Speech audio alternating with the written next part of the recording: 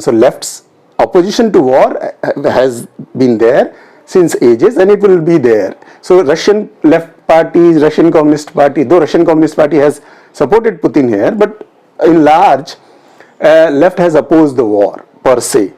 But when we say that who is responsible for the war, we have to understand why this war is happening. So when I am saying that the war is happening because of the NATO's reluctance and the US reluctance to give Russia a guarantee, I am not justifying what Russia is doing. These are two different things. So of course left is opposed to war. War is wrong. War is not a solution to any issue. So Russia is of course guilty of waging a war against a sovereign country. And that should, so just like US has been guilty of waging war against so many other countries in the world.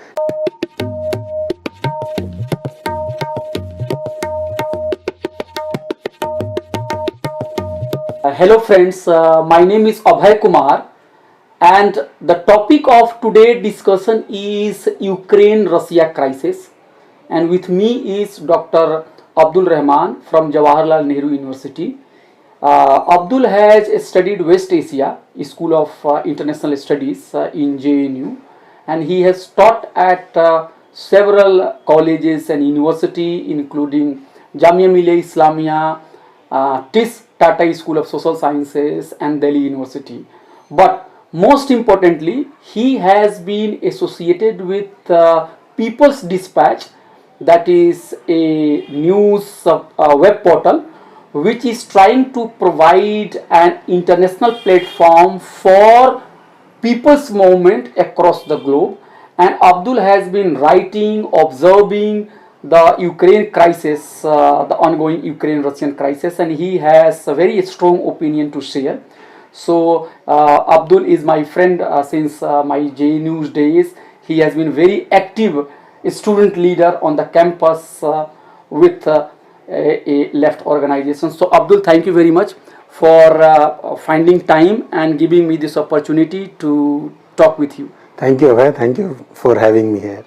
So before coming to you, I was just reading some of your posts, your comments and your stories in People's Dispatch, and what I have got this feeling that you have said that it is NATO and Western forces which are primarily responsible for the warlike situations in Ukraine and in Europe, and which may affect people at large. So can you elaborate that point, that why you think that whatever the problem we are today facing, it is all because of NATO and Western powers?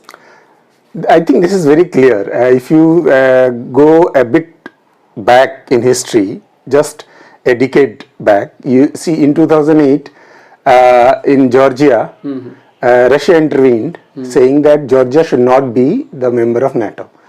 Because if Georgia is the member of NATO, what happens? What is NATO? NATO is a defensive alliance, collective defense, correct? In which if you attack one country, it means all the members will be fighting on behalf of you. One. Second thing is, Russia is a superpower and it wants to claim a kind of a neutral territory wherever it is located. It is not very different from what we have seen in the history of United States of America, where the Monroe Doctrine has been there, which is that Latin America is our backyard, no other external force should intervene here, because for safety reason, for asserting its superiority and so on and so forth. The Russia is, in the real political term, Russia is a superpower and it wants a neutral territory in and around itself.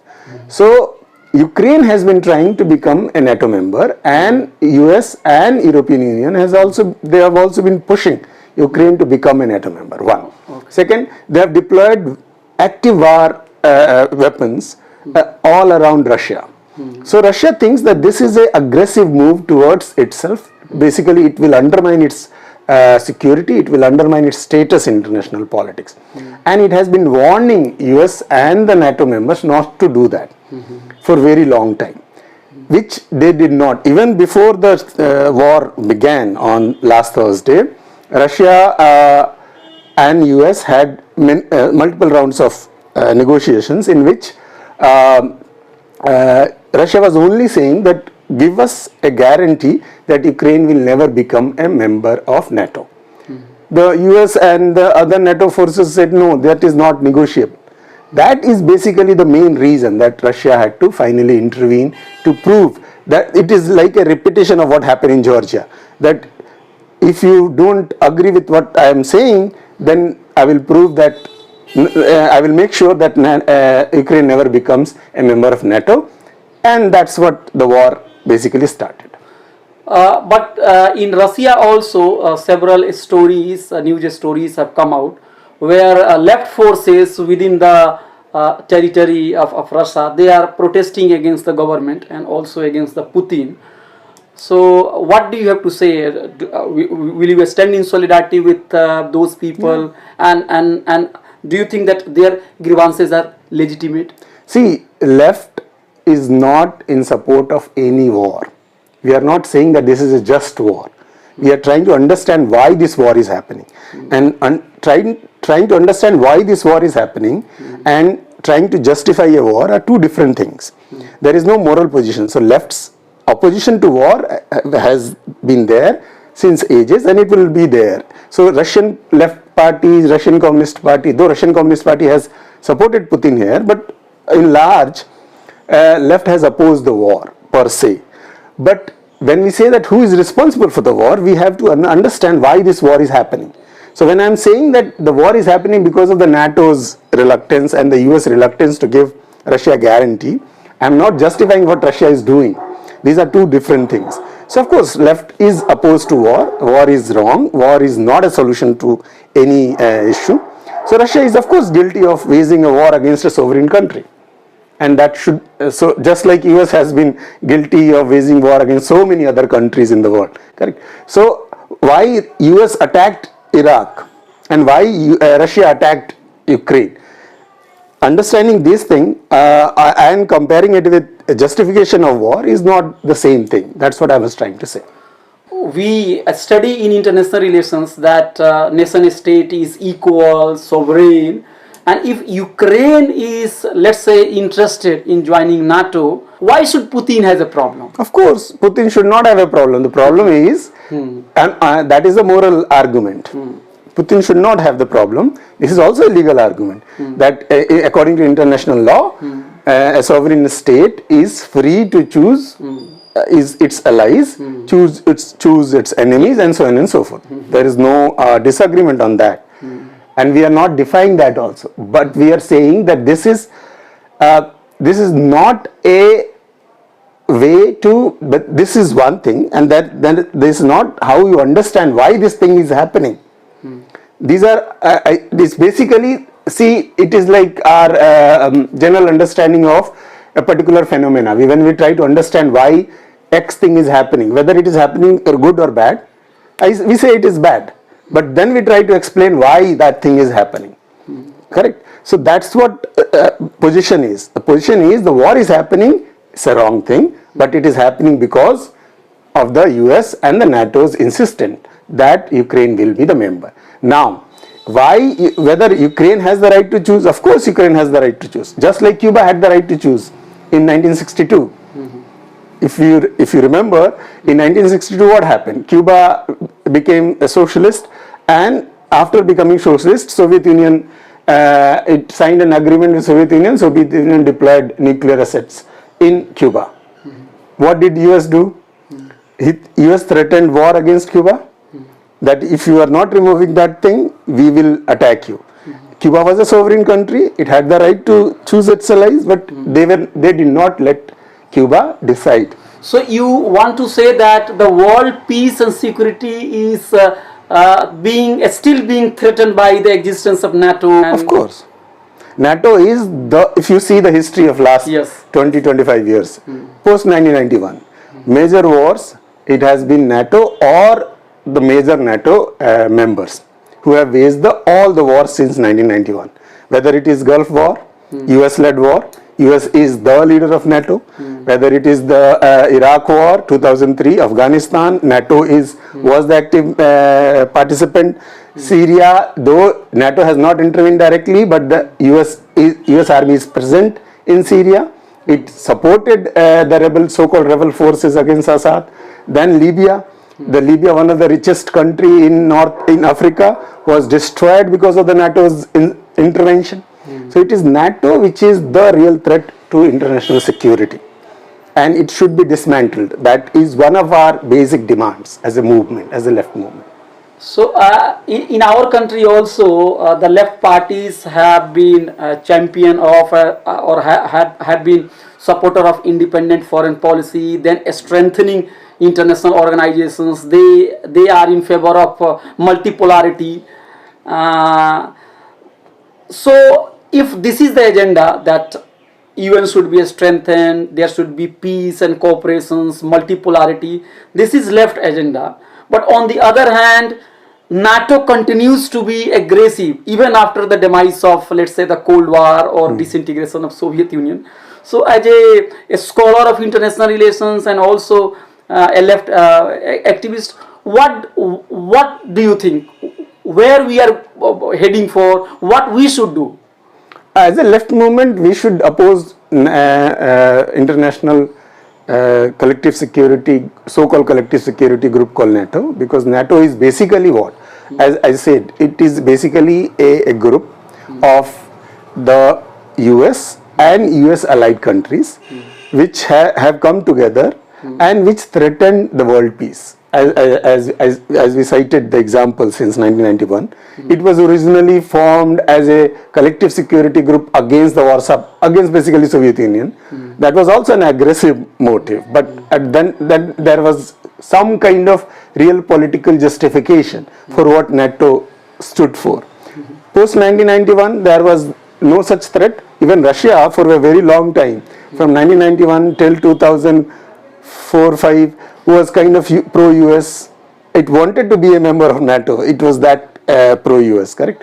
So it has, since then it has, basically what has happened, that NATO has become a bullying organization which threatens smaller countries, threaten the weaker countries, and even tries to neutralize the challengers in international politics. So why NATO's expansion towards in Eastern Europe? Because it wanted to counter the potential rise of Russia, re-emergence of Russia post the Cold War. And that's why it is basically a kind of, how to put it, it's a gang which basically prevents other challengers to its authority in international politics, which ultimately leads to war. If someone asserts, like Putin asserted, no, I do not care what NATO is saying, then it will inevitably lead to war. Therefore, instead of war alliances like NATO, we should have, as you rightly pointed out, groups like United Nations, more, basically we should try to work to strengthen it. But where is United Nations in this whole crisis? United Nations had played a very, it basically exposed itself. The myth again, after 2003, it basically exposed itself. You see, Security Council, Russia is a veto power, hence nothing happened. They brought the thing in General Assembly. A first emergency session in last 40 years was held on this issue. There was no emergency session on Russia. There was no emergency session on Iraq. No emergency session on Libya. No emergency session on Palestine, which is prolonging for last 60, 70 years. Nothing. UN has done nothing. But when it comes to a European country, a pro-West European country, then it tries to become active. But we have seen that even if it tries to become active, it cannot do much beyond verbally criticizing XYZ things, particularly against a superpower. So that the structure of UN at this moment and the larger politics of UN needs to be basically, there is a lot of potential to kind of improve that, to make it more effective and all, and for which we have been working for last many years. Nothing has happened, primarily because the power like US do not want it. It is one of their avenues through which they exercise the world power. We have studied in our textbook that the reason why USA and other Western forces are able to determine or influence the policies of UN is that they are larger contributor to the fund of United Nations. So as an activist of left, or what could be the way out, that how UN can be vibrant and how it should be also financially vibrant also. It should not be dependent on any major power or imperial power or hegemon for its survival. That is a larger debate. We don't exactly know how the finances will assure a neutral United Nations till this particular structure which is there remains. Even if, say, for example, we say that, okay, third world countries or the non-Western countries should share the burden of running the UN, will that change the structure of the United Nations Security Council? We do not know. So there is no discussion on that. Yes, but I will also say that the richer countries have the responsibility of sharing the burden of running the United Nations. There is no shying away of that. That we can say that the funding needs to be more democratized, but even if it is more democratized, the democracy will mean that US, being the largest economy of the world, will have the largest share in the funding. But that should not determine, that should not be the criteria for domination of the UN. These are two different things. So as a scholar and activist also, when you are looking at Ukraine crisis, you have seen how the UN has failed, let's say, in Iraq and also in Afghanistan in providing security and peace. So can you suggest some ways how it could be reformed, UN, and what progressive things could be brought in? Have you ever thought about that? See, even if we think this is one individual whose suggestions will not make much difference. So maybe some suggestions. I will refrain from doing that for the simple reason that I don't think that I think most of the suggestions, as you're saying, are already there in the public domain. For example, people have talked about inclusion of restructuring of UN Security Council, inclusion of more third world countries into it. Then kind of some people have talked about doing away of veto also, which I have reservations and so on and so forth. So there are many suggestions in the public domain already. The basic thing is to democratize the functioning of Security Council. That, how do you do it? What are the nitty-gritties of it? Basically, that is a matter for larger discussion. I don't find myself competent enough to basically suggest what should be done. Now coming back to the positions of India, I was reading a news story about how the United States of America is not happy with India for repeatedly abstaining from not condemning Russian aggression in Ukraine. And there was also one story on the internet that the opposition parties in India, they have supported India's positions. To support our government's positions that it should have abstained, or it should have played more vibrant, more independent, more vocal, it should have taken more strong positions? I think again there are two ways of looking at it. One is from the point of view of war. India should have opposed war, of course, there is no doubt about it. But in the real political sense, as again, why India did that, whether that part makes sense or not. I think many people have written about it, and that makes sense, that the Indian government cannot at this moment go completely against Russia for many reasons. Such as? So one is the defense dependence. Russia is still the largest provider of your defense equipments and so on and so forth. So you cannot basically risk that at this sudden break juncture will lead to basically your finding another alternate. You will have to buy weapons, whether you will buy from Russia or you will buy from US. And on what condition? Basically, you have to think as a policymaker whether the move can be so sudden and so swift, whether it is possible or not. One. The second thing is there has been a long history of strategic collaboration between Russia and India when it comes to international politics. There have been many instances quoted by again different kinds of people that how Russia has basically supported India in international forums at the crucial moments, which if you go against Russia, basically you are risking that particular, given the fact that Russia has a veto power, and given its larger dynamics with China at this moment, it will not be wise for a foreign policy points of view to basically antagonize another power with another superpower with veto. But will not the act of India make US angry, and it can also affect our interest? In fact, it has already made US angry. There is already a talk about putting sanctions. Is it serious? Is it serious? I don't think US will take it that seriously, because US also understands, and US policymakers also understand that they need India, and if you want to steer India away from this particular situation, you will have to work longer, basically to provide an alternative to what Russia is for India. Until you do that, no matter how much pressure you create, it is not possible for India to see this, that a right-wing government in India is basically taking a government which is completely pro-US.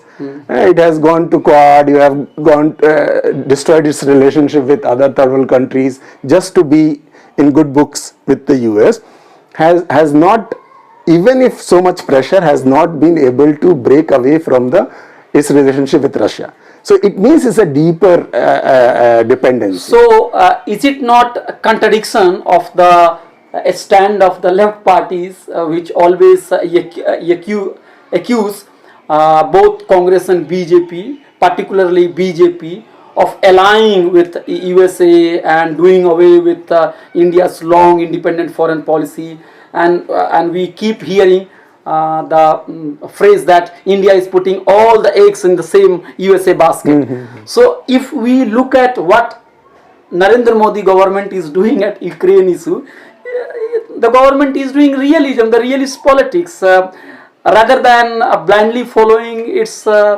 stated master USA. So is it not contradictions of what the left has been always accusing?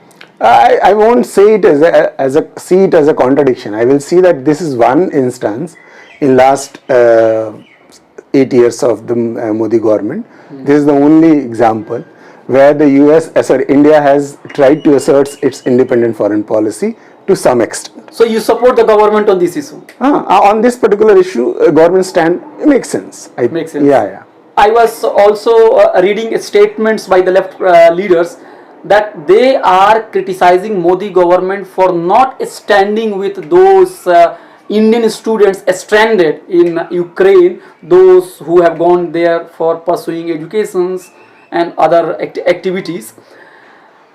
So is it not contradiction that you have said that now the government is doing very well, its position is right, but when it comes to rescue, you are criticizing the government? No, where is the contradiction? These are two different things. All the countries have taken steps to evacuate their citizens from a war zone. But government is claiming that it is doing Operation Ganga and it is doing great thing. The warnings were there for the war. The warnings were there for last almost a month now. And war began last Thursday.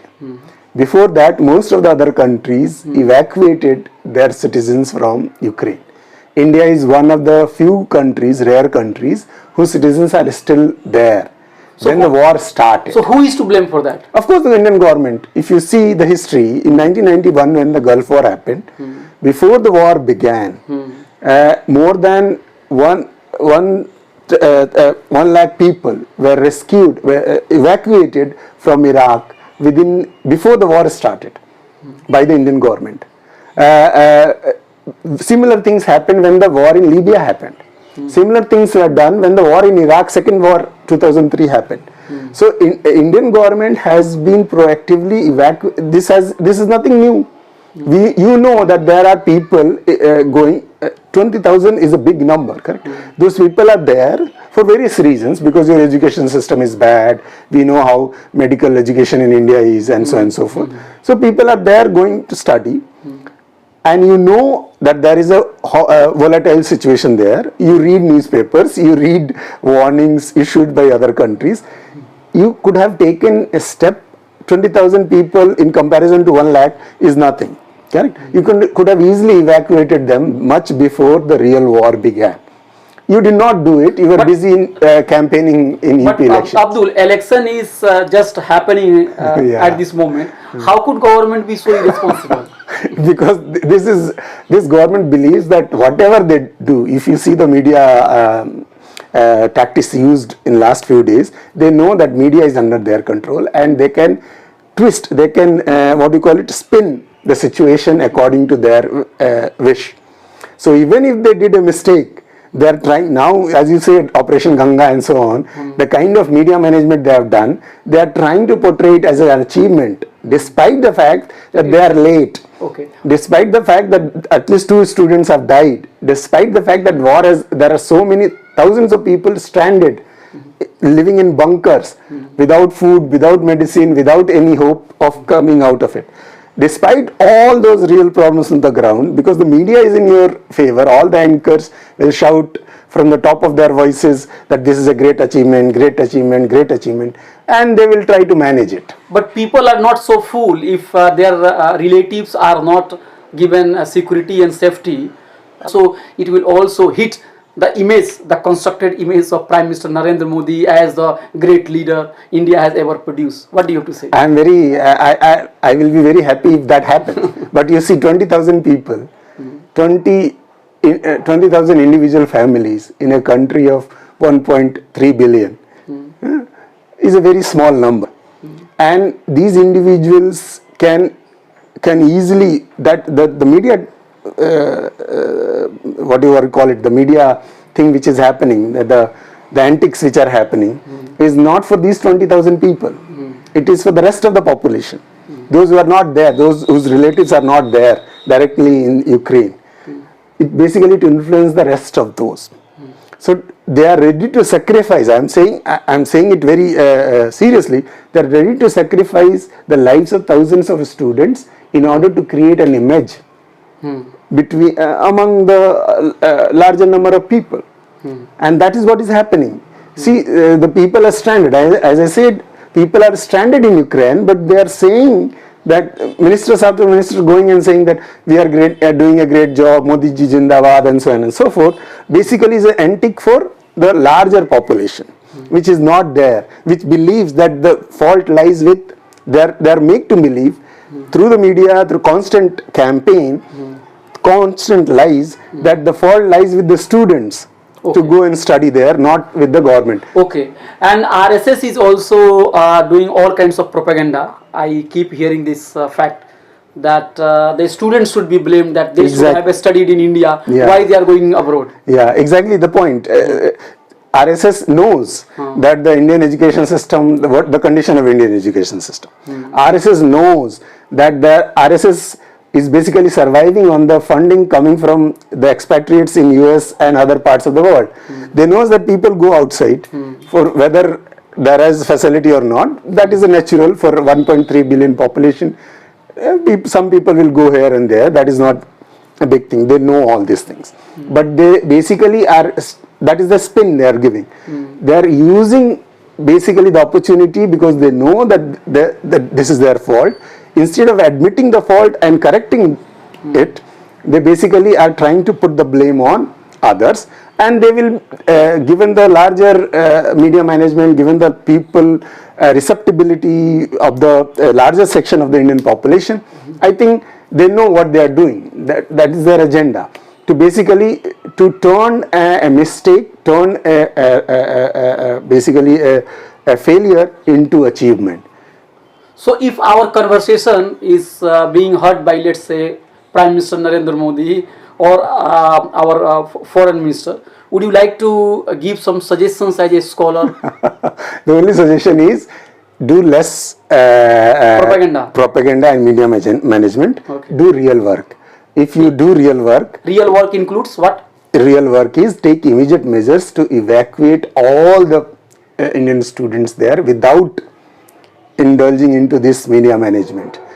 You don't need to do that all the time.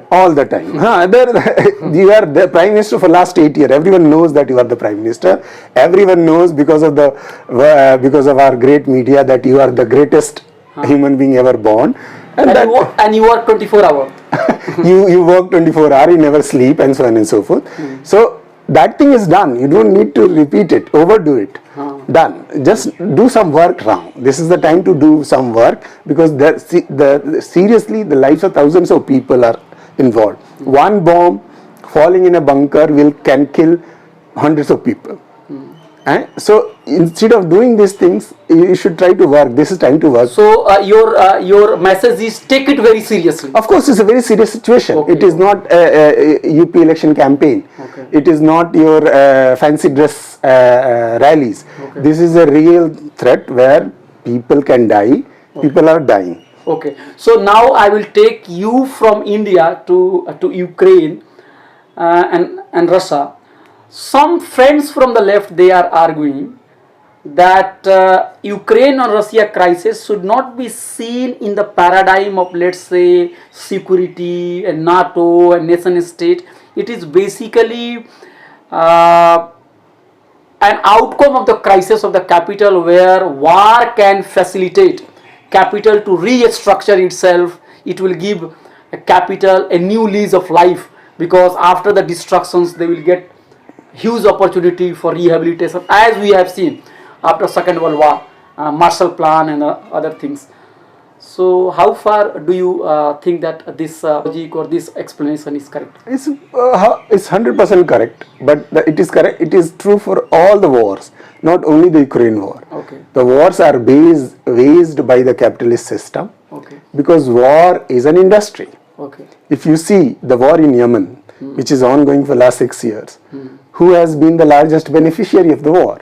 It is the US weapon manufacturers. They talk about human rights, human rights, human rights. What do? They sell arms, billions of dollars of arms to Saudi Arabia and UAE.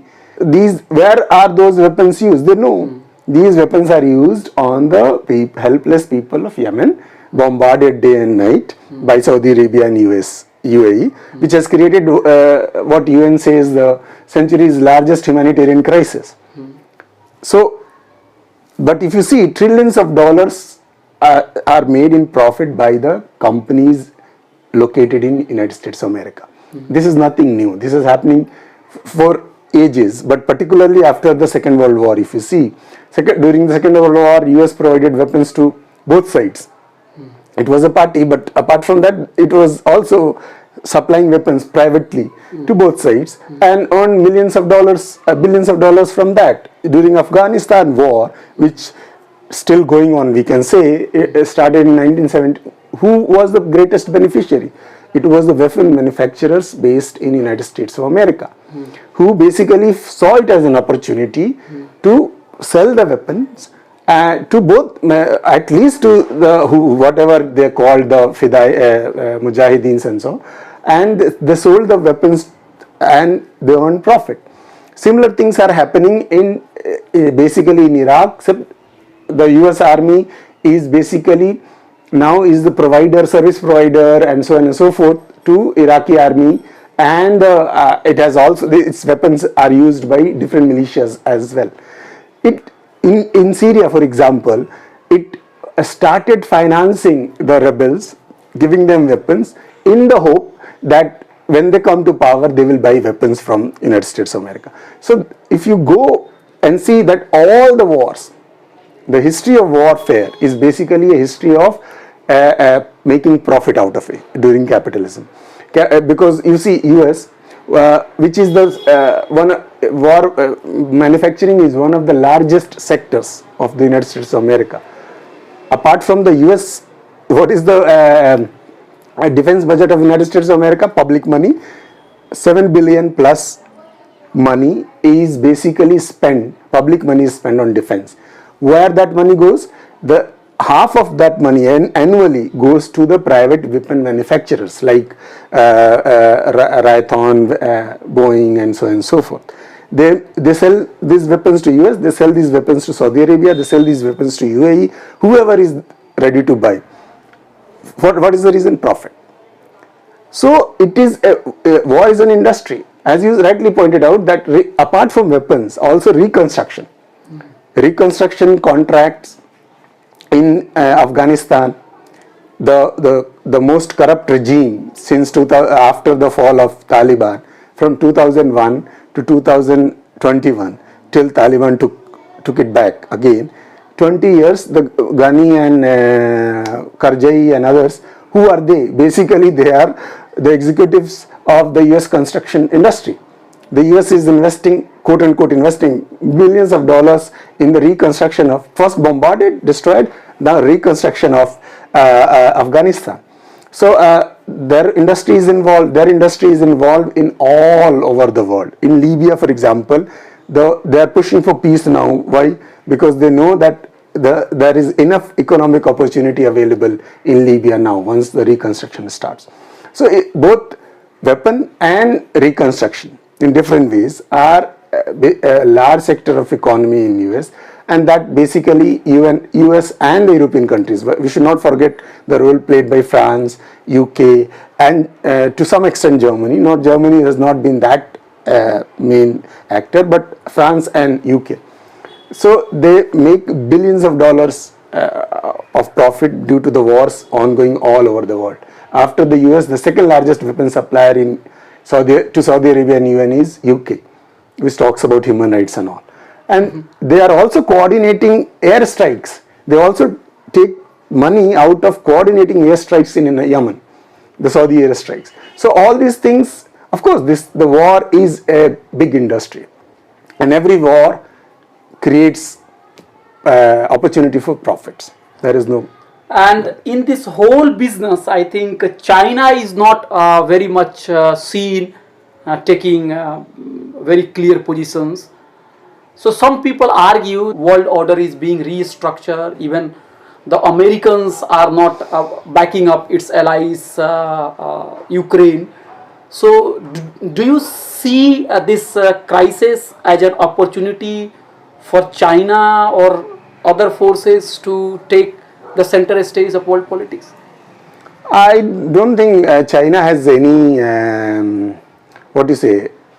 this should not be seen in that way, because China itself is in a fix for the reason that China has to now deal with Russia, which is heavily sanctioned, and Russia is one of the largest providers of natural gas and oil and everything to China. So it can hamper Chinese industry if the war goes on, and so they have to find ways to bypass sanctions, which is a very difficult thing in international politics at this moment. China itself is troubled by US in Taiwan. US is sending troops, not troops basically, kind of posturing that South China Sea and Taiwan are the quote unquote independent territories, China, so challenging Chinese role. So if Russia is also, which is one of the allies of China in international politics, is heavily sanctioned and isolated, it is not good for Chinese foreign policy in international.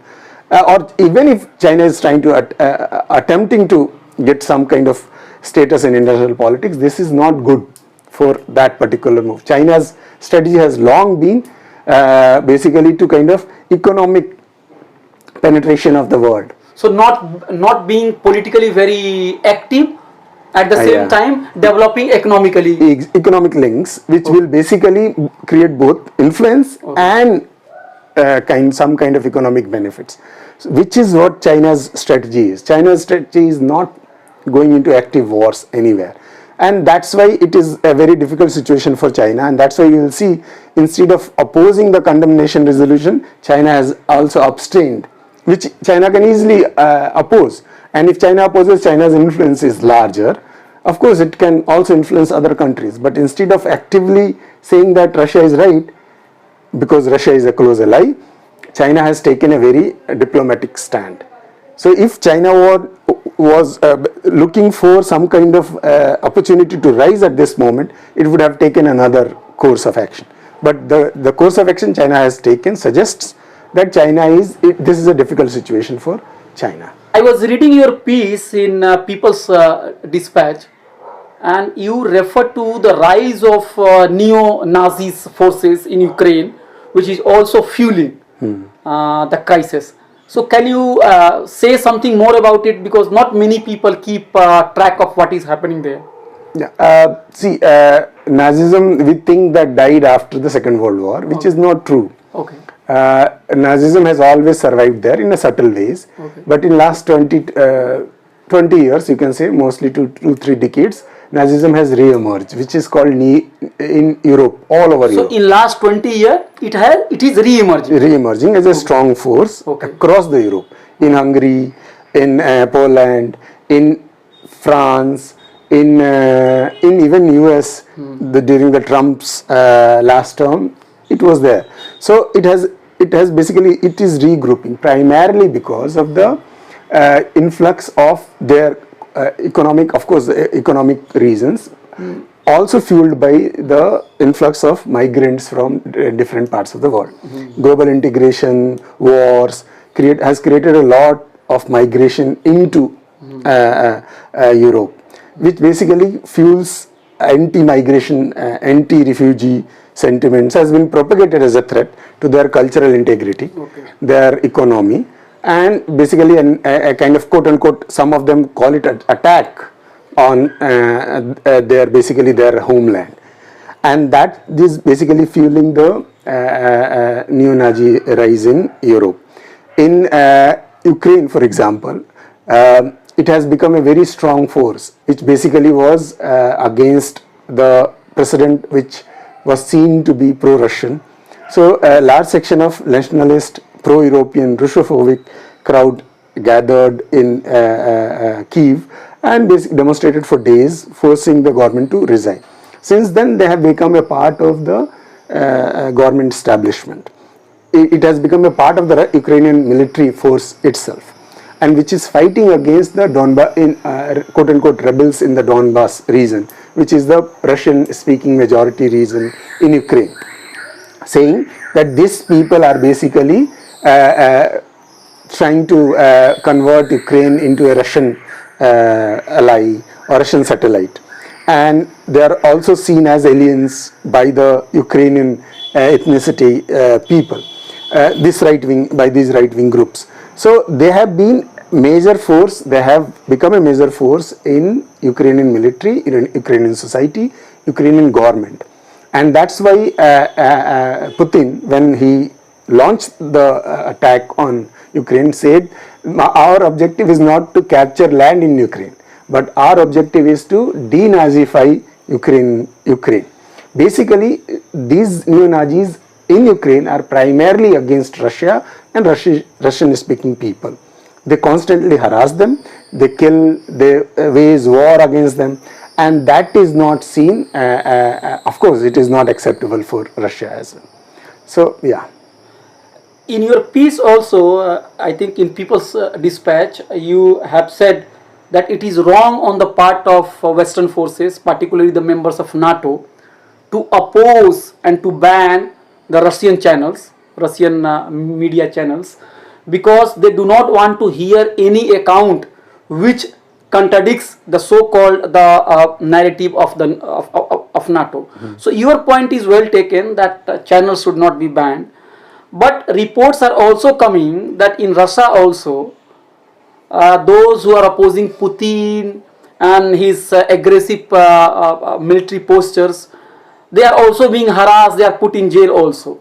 And some of our friends from the left is also saying that Putin's main purpose of making Ukraine a big threat is that it is trying to, control or trying to divert the attention of the people from the class contradictions within the Russian society. So would you like to say something on this issue? That how Russian government is suppressing its own people and how the class questions within the Russia is being, being diverted? See, the Russia is a capitalist country. There is no doubt about it. Russia is not USSR. We should not have any misunderstanding about it. So it's a capitalist country, and particularly in last 30 years, post 1991, a large set of what West call oligarchs, the larger millionaires, billionaires, which in US are called billionaires, those billionaires have taken over the Russian state. There is no doubt about it, and they run it. according to their, of course there are working class resentment against it, and they are fighting. If you see the Russian politics, the Communist Party of Russia is gradually re-emerging and reorganizing itself primarily because of the resentment of the working classes against the nationalist, so-called nationalist politics done by Putin and the billionaires there. So there is no doubt about it that this is the case. Whether the war is based at this particular war is primarily to basically divert attention from the class contradictions in Russia at this moment, I will not be that. It should not be seen as that simplistic. That this is not. I think. Let me make it clear. The class contradiction, class struggle is a real thing. Russia is a capitalist country. It is happening. Russian state is overtaken by the billionaires, rich people, and Putin represents that. But saying that this is one of the reasons, this is the reason for the war in Ukraine at this moment, I think is a simplistic understanding, because as we have discussed before, this war is happening because of the larger geostrategic calculations, which Russia does not. Basically, Russia wants to asserts it asserts its independence space in global. And some people also allege that Putin has an ambition of reviving the Tsarist empire. Though this is again, I will say, is a part of the propaganda which brings to the as an expert, what is your view? I think again it's not true. Russia, so from your analysis, if I speak on your behalf, you are saying that the role NATO is playing, the role major Western powers are playing, this should be seen as the primary contributor for the ongoing crisis, rather than underscoring the fact that it is Putin's personal ambitions or his ambitions to revive Tsarist empire. Am I correct? Yeah. That second part is basically propaganda, part of the Western propaganda, repeated by quote-unquote world media. We should also talk about the role of the media, by the way, that the BBCs or CNN or Al Jazeera or what not. See, we have seen what is happening. They have completely basically vilifying Putin. And completely ignoring the role played by US, European Union and NATO. Is basically they are trying to create one-sided narrative of it. If the war is happening, of course there are two parties involved, and Ukraine is, apart from Putin, Ukraine is not alone. Ukraine is basically added by the US and NATO forces, and therefore they should also be equally held responsible for what is happening there. Okay, so the last questions: are you hopeful that things will be better in coming days, or it is going to become worse? I don't know. Basically, it depends on how. How do you see? I think if the war prolongs in Ukraine, if Russia does not stop it sooner, then it will become a very difficult situation for the entire world. So your message for world leaders, maybe something? I think the world leaders should realize, particularly the US and NATO leadership should realize that the Ukraine crisis should not be prolonged, and that they can easily give a guarantee to Putin that Ukraine will not be a member of NATO, and neutrality of a state is something not unique. It is not something which is asked for the first time. It has happened in many instances in the past, and it can happen again. It will safeguard the Ukrainian people. It will basically create a greater possibility of peace in Europe and the world. So the world leaders should work in that direction. So the message of Abdul is that the world leadership has to play a very important role. So Abdul, thank you very much for talking. My friend from JNU, Abdul, who runs People's Dispatch, which is a platform for people's voice across the globe. Thank you, Abhay. Thank you.